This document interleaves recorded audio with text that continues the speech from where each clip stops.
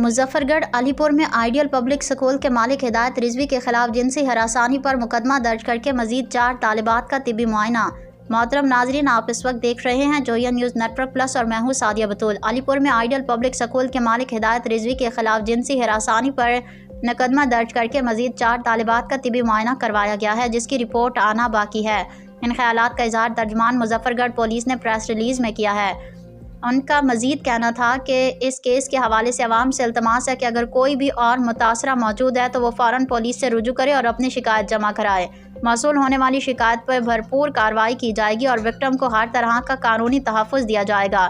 اس حوالے سے اگر کسی بھی شہری کے پاس ٹھوس ثبوت ہیں تو بلا تاخیر پولیس سے رابطہ کریں اور تفصیلات فراہم کریں تاکہ مجرم کو قرار واقعہ سزا دلوا کر معاشرے سے ایسے جرائم کا قلعہ کما کیا جا سکے۔